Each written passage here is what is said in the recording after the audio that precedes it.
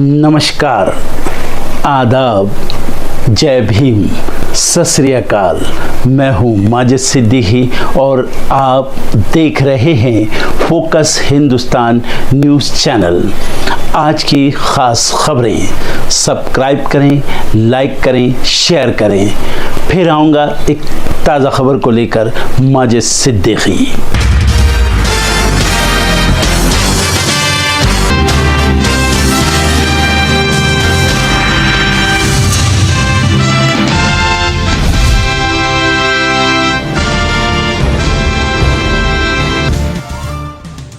वक्फ कानून के खिलाफ दायर याचिकाओं पर सुप्रीम कोर्ट में आज भी जारी है सुनवाई। मुस्लिम संगठनों सहित तमाम विपक्षी दलों ने दायर की हैं याचिकाएं। सीजेआई संजीव खन्ना समेत 3 सदस्यीय पीठ कर रही है सुनवाई। वक्फ पर सुनवाई के बीच सीजेआई संजीव खन्ना का बयान, कहा जब हम कोर्ट में बैठते हैं तो भूल जाते हैं अपना धर्म, हमारे लिए दोनों पक्ष समान। ईडी दफ्तर में तीसरे दिन भी रॉबर्ट वाड्रा से हुई पूछताछ। वाड्रा ने पूछताछ को बताया राजनीतिक दुर्भावना, सरकार पर लगाया एजेंसियों के दुरुपयोग का आरोप। बिहार चुनाव को लेकर खबर, चिराग पासवान का सामने आया बयान, कहा नीतीश कुमार ही होंगे हमारे नेता। भाषा विवाद के बीच बड़ा फैसला, महाराष्ट्र में लागू हुई न्यू एजुकेशन पॉलिसी, राज्य में तीसरी भाषा के तौर पर हिंदी अनिवार्य। लोको पायलट्स की खाने और टॉयलेट ब्रेक की मांग ठुकराए जाने को लेकर राहुल गांधी का पोस्ट, फैसलों को बताया अमानवीय, कहा उठाते रहेंगे लोको पायलट्स की आवाज। आम आदमी पार्टी के नेता दुर्गेश पाठक के घर सीबीआई का छापा, संजय सिंह ने बोला हमला, कहा बीजेपी ने फिर शुरू कर दिया ईडी सीबीआई का गंदा खेल। आज पश्चिम बंगाल पहुंचेंगी महिला आयोग की टीम। मुर्शिदाबाद हिंसा के दौरान महिलाओं के साथ कथित छेड़छाड़ और उनके विस्थापन के मामले की करेगी जांच। 3 दिन तक कोलकाता, मालदा, शमशेरगंज और जफराबाद का करेंगे दौरा। बिहार चुनाव को लेकर आज महागठबंधन की बैठक, सीट बंटवारे पर होगी चर्चा, सीएम फेस पर भी हो सकता है फैसला। कर्नाटक के गवर्नर ने राष्ट्रपति को भेजा 4% मुस्लिम आरक्षण का बिल, धर्म के आधार पर आरक्षण पर विपक्ष ने घेरा, विधेयक को बताया असंवैधानिक। राज्य बेहाल, कैलिफोर्निया ने राष्ट्रपति ट्रंप के खिलाफ दर्ज किया केस, मनमानी का लगाया आरोप। यूक्रेन ने चीनी सैनिकों को मीडिया के सामने किया पेश, रूस की तरफ से लड़ रहे थे जंग, चीन ने रूस युद्ध में अपने नागरिकों के शामिल होने से किया था इनकार। टाइम मैगजीन की दुनिया की 100 प्रभावशाली हस्तियों की सूची जारी, अमेरिका के राष्ट्रपति ट्रंप और बांग्लादेश के मोहम्मद यूनुस को मिली जगह। गजा के बच्चों पर कुपोषण की मार, 3000 से ज्यादा अस्पताल में भर्ती, नहीं मिल पा रहा खाना। कांग्रेस सांसद राहुल गांधी अगले हफ्ते अमेरिका दौरे पर जाएंगे, ब्राउन यूनिवर्सिटी में देंगे भाषण। पेटीएम के सीईओ ने 2.1 करोड़ ESOPs सरेंडर की, सेबी ने अगस्त 2024 में भेजा था नोटिस, नियमों के उल्लंघन का था आरोप। चीन के खिलाफ अमेरिका का एक्शन, अमेरिका ने चीनी तेल रिफाइनरी पर लगाए प्रतिबंध, ईरान से तेल खरीदने का आरोप। बॉर्डर गावस्कर ट्रॉफी, बीजीटी में खराब प्रदर्शन और ड्रेसिंग रूम लीक मामला, बीसीसीआई ने 3 स्पोर्टिंग स्टाफ को हटाया, 3-1 से सीरीज हार गई थी टीम इंडिया। एक्टर राजनेता विजय के खिलाफ फतवा जारी, इफ्तार पार्टी में शराबी जुआरियों को बुलाने का लगा आरोप। फिल्म जाट की सफलता के बाद माइथ्री मूवी मेकर्स का बड़ा ऐलान, लेकर आएंगे जाट 2, सनी देओल मुख्य भूमिका में आएंगे नजर।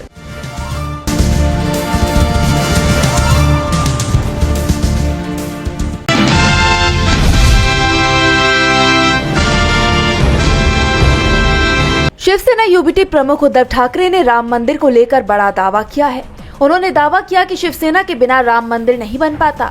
उद्धव ठाकरे ने कहा कि जब 1992 में बाबरी मस्जिद गिराई गई थी, तब बीजेपी के अटल बिहारी वाजपेयी और लाल कृष्ण आडवाणी ने माफी मांगी थी, जबकि बाला साहेब ने कहा था कि अगर उनकी पार्टी के कार्यकर्ताओं ने ढांचा गिराया है तो उन्हें गर्व है। इसके साथ ही उन्होंने बड़ी मांग करते हुए कहा कि राजभवन को कहीं और शिफ्ट किया जाए, मुंबई के राजभवन को शिवाजी महाराज के स्मारक में बदला जाए। अगर बीजेपी को शिवाजी महाराज के प्रति सच्चा सम्मान है तो केंद्र सरकार उनकी जयंती पर पूरे देश में अवकाश घोषित करे। उद्धव ठाकरे ने बीजेपी पर हमला करते हुए कहा, भाजपा से नाता तोड़ा है, हिंदुत्व की विचारधारा से मुंह नहीं मोड़ा है। बीजेपी का घिसा पिटा हिंदुत्व उन्हें स्वीकार नहीं है। बीजेपी झूठी कहानी फैला रही है कि हमने हिंदुत्व छोड़ दिया। शिवसेना यूबीटी के हिंदुत्व का मतलब राष्ट्रवाद है। जलती हुई मशाल पार्टी का चुनाव चिन्ह हो सकता है, लेकिन भगवा इसकी पहचान है। मैं भाजपा के घिसे पिटे हिंदुत्व को स्वीकार नहीं करता। आपको बता दें कि बीजेपी ने उद्धव पर हिंदुत्व छोड़ने का आरोप लगाया था। अब इस पर उद्धव ने बीजेपी पर पलटवार किया है। वहीं राम मंदिर का श्रेय लेना बीजेपी कभी नहीं छोड़ती। लोकसभा चुनाव के दौरान भी बीजेपी ने इस मुद्दे को काफी भुनाने की कोशिश की, लेकिन अब उद्धव ने उनकी कोशिशों पर पानी फेर दिया है।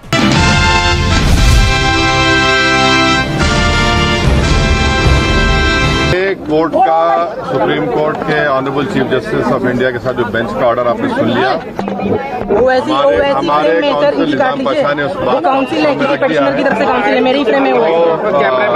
आइंदा फिर जब पेशी होगी हम लोग कोशिश करेंगे, तो यही बात है। और मूवमेंट क्यों कर रहे हैं? नहीं, अभी जो सुप्रीम कोर्ट ने तो कह दिया है कि वक्फ बाय यूजर पे सुप्रीम कोर्ट ने 12 में स्टे लगाया है, और वक्फ बाय यूजर के डिलीशन पर स्टे लगाया है, और साथ ही साथ कोई सेंट्रल वक्फ काउंसिल के बनाने पर स्टे लगाया गया है, स्टेट वक्फ बोर्ड के बनाने पर स्टे लगाया गया है। पूरे आज के फैसले से आप मुतमईन हैं सर, क्योंकि कल सुप्रीम कोर्ट 3 डायरेक्शन देने वाला था, लेकिन आप सेटिस्फाई है सुप्रीम कोर्ट आज का जो फैसला है उससे आप सेटिस्फाई हैं सर? कितना आश्वस्त? देखिए, मैं joint working committee of parliament का मेंबर था। जितने अमेंडमेंट सरकार ने उसमें लाए थे, हमने उसकी मुखालिफत की और हमने डाइसेंट रिपोर्ट दिया। पार्लियामेंट में भी मैंने उस पूरे बिल की मुखालिफत की। तो ये कहना कि मैं दूसरे बिल के प्रोविजंस को मान लूंगा, ये सवाल पैदा नहीं होता। हम पूरे उस बिल को उस एक्ट को अनकॉन्स्टिट्यूशनल मानते हैं, और ये आर्टिकल 25, आर्टिकल 26, 14 और 15 और 29 का ग्रेव वायलेशन है। ये हम पहले से ही बोल किया है, और आज फिर आपके सामने रिपीट कर रहा हूँ। जो अमेंडमेंट्स हैं उसमें कई सारे पॉइंट ऐसे हैं जो पूरी तरह से संविधान को मटिया मेट करने वाले थे। माननीय उच्चतम न्यायालय ने संज्ञान लिया, और मुझे पूरा विश्वास है कि ये संविधान की जीत है, ये किसी पक्ष की जीत नहीं है, संविधान की जीत है। और आने वाले दिनों में जब फिर से सुनवाई होगी तो माननीय उच्चतम न्यायालय और मजबूती से इसमें रिलीफ देगा, और सरकार की जमीन हड़पने की जो साजिश है उस साजिश को माननीय उच्चतम न्यायालय रोकेगा, मुझे पूरा विश्वास है।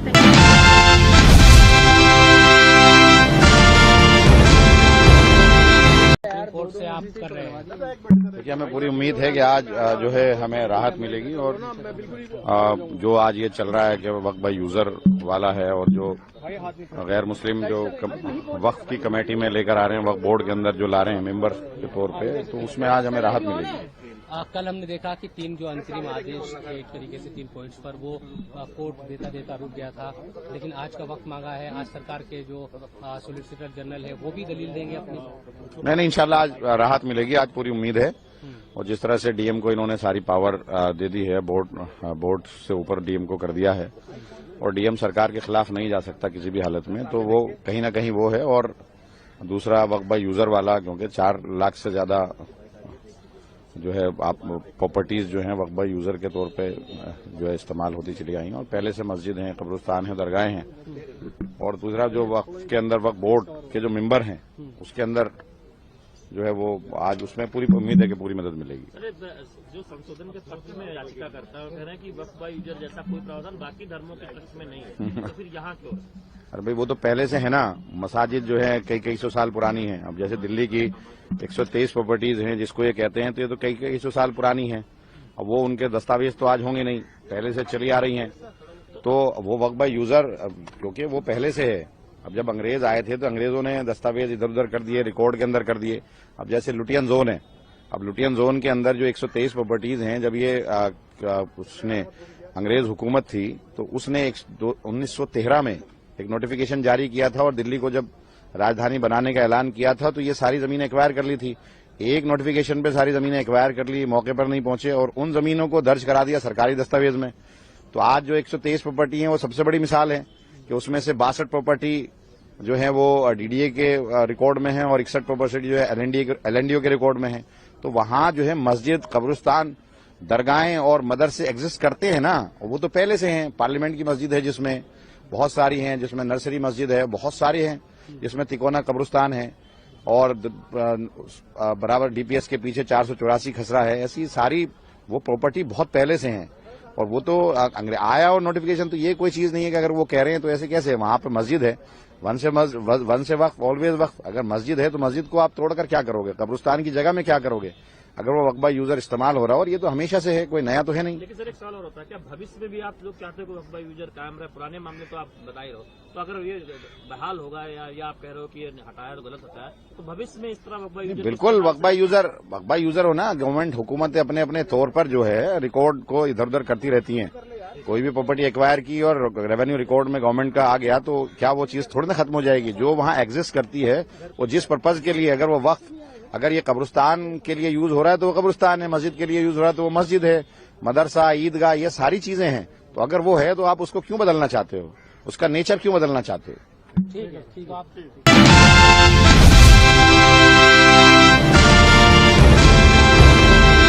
मध्य प्रदेश के गुना में हनुमान जयंती पर हुई सांप्रदायिक घटना के मामले में पुलिस ने बीजेपी नेता और गुना में पार्षद ओम प्रकाश उर्फ गब्बर कुशवाहा के खिलाफ मामला दर्ज किया है।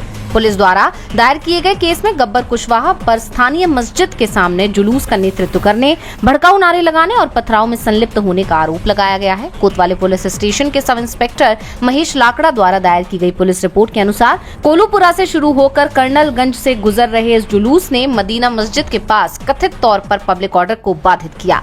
दरअसल इस जुलूस की अनुमति नहीं थी, इसलिए पुलिस ने उन्हें रोका, लेकिन बीजेपी नेता और 10 से 15 अन्य लोगों ने कथित तौर पर पुलिस के निर्देशों को मानने से इनकार कर दिया। इस दौरान उन्होंने नारेबाजी की और पत्थर फेंकना शुरू कर दिया। पुलिस ने बताया कि भीड़ को तितर बितर करने के लिए अतिरिक्त पुलिस बल बुलाया गया है और हालत को कंट्रोल किया गया। अब इस मामले में बीजेपी पार्षद पर मामला दर्ज कर सबक सिखा दिया गया है कि मध्य प्रदेश को दूसरा गुजरात नहीं बनने दिया जाएगा।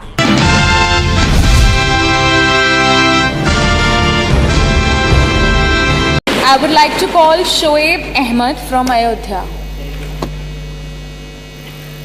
My name is Shoaib Ahmed. I am from Ambedkar Nagar. My nodal district is Ayodhya. सारे जहां से अच्छा हिंदोसिता हमारा, हम बुलबुलें हैं इसकी, ये गुलसिता हमारा। आदरणीय महोदय, हर चीज़ के उसूल और ज़ाब्ते होते हैं, हर चीज़ के सिद्धांत होते हैं। बगैर उसूल और ज़ाब्ते के कोई चीज़ कामयाब नहीं होती।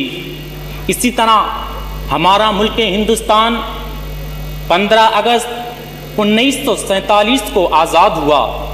उसके बाद इसको एक ऐसे कानून की आवश्यकता प्राप्त हुई जो हमको ये बता सके कि ज़िंदगी गुजारने का तरीका क्या है, हमारा जीवन शैली क्या है, हमारे फंडामेंटल राइट्स क्या हैं। इन तमाम चीज़ों को जिस जगह जिस दस्तावेज में कैद किया गया उसी को तो भारत का संविधान कहते हैं, उसी को तो कॉन्स्टिट्यूशन ऑफ इंडिया कहते हैं, उसी को तो हिंदुस्तान का आईन कहते हैं। आदरणीय महोदय, भारत जो कि दुनिया की सबसे बड़ी डाइवर्सिटी है, जहां पर बहुत सारे मजहब पाए जाते हैं, जहां पर बहुत सारे कल्चर पाए जाते हैं, जहां पर बहुत सारी जबानें पाई जाती हैं, अरे ये डाइवर्सिटी ही तो हिंदुस्तान की खूबसूरती बढ़ाता है, हिंदुस्तान को मजबूत करता है। आदरणीय महोदय, 42 अमेंडमेंट जिसे मिनी कॉन्स्टिट्यूशन भी कहा जाता है, ड्यूरिंग द इमरजेंसी 1976 को लागू किया गया, जिसने इंडियन कॉन्स्टिट्यूशन के प्रीएम्बल में सोशलिस्ट, सेकुलर और इंटेग्रिटी के लफ्ज को ऐड किया गया। सोशलिस्ट का शब्द सामाजिक समानता का दर्श देता है और हमें बताता है कि भारत में जाति, धर्म, लिंग, इन तमाम चीजों की बिना पर उसके साथ भेदभाव नहीं किया जाएगा, उसके साथ भेदभाव नहीं किया जाएगा, सबके साथ बराबर का इंसाफ किया जाएगा। अरे अगर भारत को विकसित बनाना है तो सबका साथ, सबका विकास करना होगा। भारत को अगर विकसित बनाना है तो सबके साथ बराबर का इंसाफ करना होगा। अरे मुल्क हिंदुस्तान को अगर कामयाब बनाना है, मुल्क हिंदुस्तान को अगर तरक्की याफ्ता बनाना है तो इंसाफ मा अन्नास, यानी लोगों के साथ बराबर का इंसाफ करना होगा। अरे गुंचे हमारे दिल के इसी बाग में खिले हैं, गुंचे हमारे दिल के इसी बाग में खिलेंगे। इस खाक से उठे हैं इसी खाक में जाएंगे, इस खाक से उठे हैं इसी खाक में जाएंगे।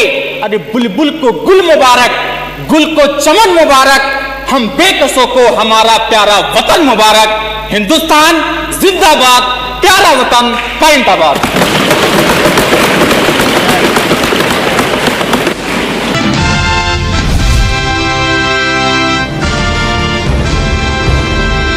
बिहार चुनाव को लेकर इंडिया और एनडीए गठबंधन में लगातार सीएम फेस और सीट बंटवारे को लेकर चर्चा तेज है। इस बीच वीआईपी प्रमुख मुकेश सहनी ने बड़ा ऐलान कर दिया है। मुकेश सहनी ने गठबंधन और तेजस्वी की जमकर तारीफ की। उन्होंने कहा कि मेरे छोटे भाई तेजस्वी यादव सीएम बनेंगे और मैं डिप्टी सीएम बनूंगा। उन्होंने कहा 2 से 3 दर्जन विधायक नहीं बनेगा तब तक हमारा पार्टी आगे नहीं बढ़ेगा। 2-3 दर्जन विधायक बनेगा तो निश्चित तौर से आपका सरकार बनेगा। हमारे छोटे भाई तेजस्वी प्रसाद यादव जी मुख्यमंत्री बनेंगे और निषाद का बेटा डिप्टी सीएम बनेंगे। हमारे पास ताकत है, लेकिन इसके लिए 1-2 सीट जीतने से नहीं काम चलेगा। मुकेश सहनी ने कहा कि जब हम सरकार में रहकर अच्छा काम कर रहे थे तभी बीजेपी ने हमारे खिलाफ साजिश रचकर हमें सत्ता से बेदखल कर दिया। हमारे विधायकों को तोड़ने की कोशिश की गई, लेकिन हमने झुकना नहीं सीखा है। अब जनता की ताकत से दोबारा सत्ता में लौटेंगे। सैनी ने साफ कर दिया कि बीजेपी के साथ किसी भी तरह की सियासी दोस्ती की संभावना अब नहीं बची है। उन्होंने कहा कि बीजेपी नेता भ्रम फैलाकर महागठबंधन में फूट डालना चाहते हैं, लेकिन तेजस्वी यादव और मेरे बीच की जोड़ी को कोई नहीं तोड़ सकता। मुकेश सहनी के इस बयान ने चुनावी सरगर्मी को बढ़ा दिया है। अब देखना होगा कि महागठबंधन की ये जोड़ी आने वाले दिनों में क्या रंग लाती है और बीजेपी इस चुनौती का किस तरह से जवाब देती है।